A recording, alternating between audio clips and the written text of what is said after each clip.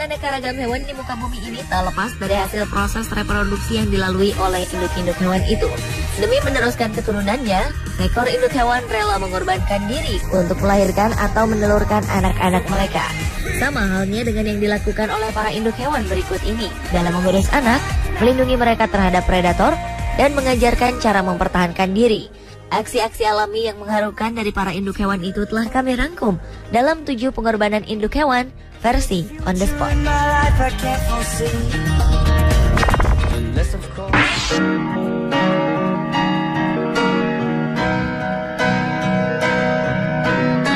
Diawali pengorbanan induk ikan kardinal yang ditemukan di lepas pantai di Malaysia. Jantan dari jenis ikan ini termasuk ikan pengeram dalam mulut. Setelah betina melepaskan telur-telur yang dibuahi si jantan, maka sang jantan akan membawa semua telur di dalam mulut mereka selama berminggu-minggu. Bahkan ia tak akan makan selama berminggu-minggu sampai bayinya menetas. Selama proses inkubasi atau pengeraman telur-telurnya, setiap beberapa menit ikan ini akan menyemburkan beberapa telur dari mulutnya. Hal itu mereka lakukan untuk memindahkan telur-telur yang siap menetas. Namun dari beberapa hasil penelitian menunjukkan bahwa tak jarang sampai 30% dari telur tersebut tertelan oleh ikan jantan.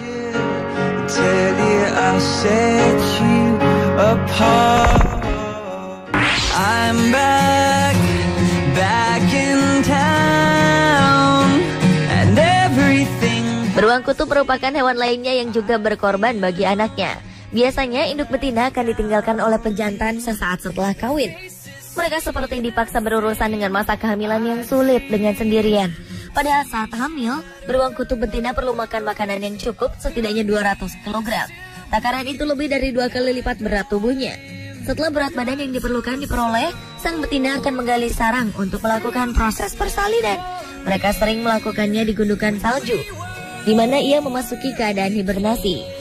Selama 2 bulan ke depan, induk betina tidak akan makan apapun melainkan hanya tidur sampai bayinya lahir. Setelah bayi beruang kutub lahir, induk beruang ini akan mengajarkan anaknya untuk bertahan hidup sekitar 2 tahun lamanya.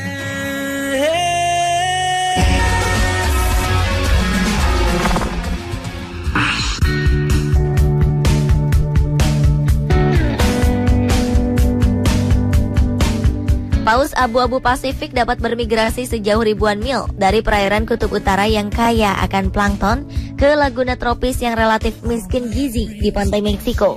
Di sanalah sang betina akan melahirkan. Saat dalam perjalanan, mereka rela menjauhi pasokan makanan yang berlimpah demi mencapai lingkungan selatan yang bebas dari paus orca. Paus orca merupakan ancaman karena suka memburu bayi paus yang baru lahir.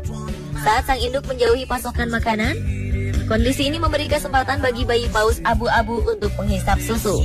53% dari susu tersebut terdiri dari lemak dan berfungsi untuk membangun sebuah lapisan isolasi lemak sebelum kembali ke kutub utara.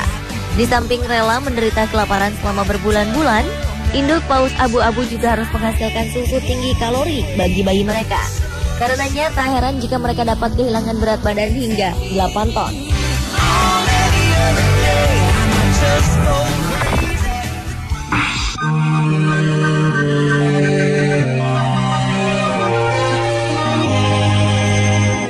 Pengorbanan induk laba-laba spesies Stegodivus ternyata tak kalah mengharukan.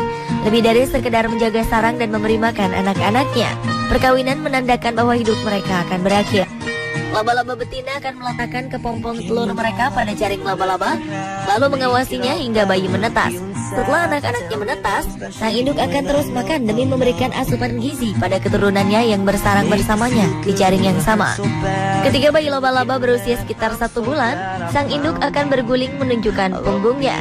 Bayi laba-laba kemudian menaiki punggung induknya, lalu membunuh induknya dengan cara menyuntikkan racun dan enzim pencernaan ke dalam tubuh induknya. Akhirnya bayi laba-laba akan memakan induknya sendiri. Setelah melahap sang induk, bayi-bayi itu akan saling memangsa sebelum meninggalkan jaring induk mereka.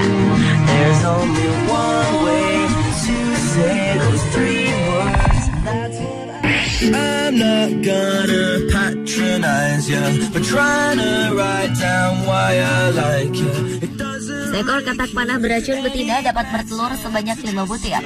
Sang induk akan menjaga telur-telurnya hingga menetas.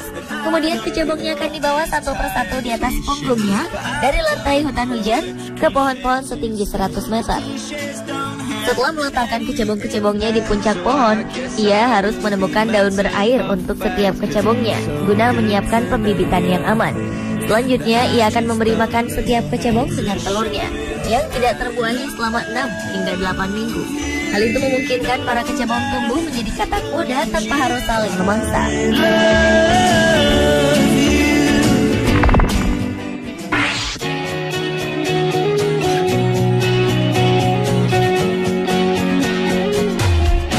Gajah merupakan hewan yang melahirkan bayi terbesar di dunia.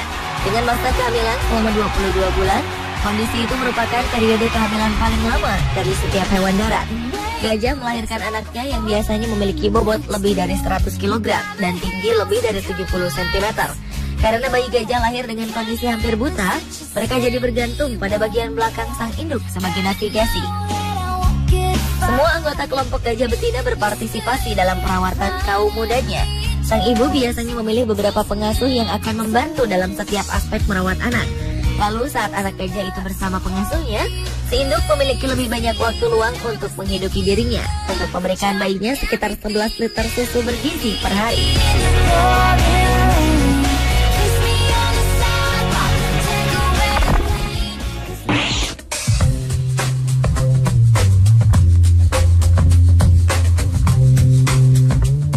Pengorbanan induk hewan lainnya dilakukan oleh induk gurita. Mereka akan memakan bagian tubuhnya sendiri demi anak. Ketika ibu gurita melahirkan, atau lebih tepatnya meledakkan keluar antara 50.000 sampai 200.000 telurnya, ia kemudian akan menggantung telur-telurnya ke dalam tentakelnya. Dibutuhkan waktu selama 40 hari bagi telur-telur itu untuk berkembang sebelum menetas. Selanjutnya, sang ibu akan merawat mereka setiap saat, melindungi terhadap predator, dan dengan penuh kasih sayang meniupkan air atas mereka. Hal itu dilakukan agar mereka bisa mendapatkan cukup oksigen.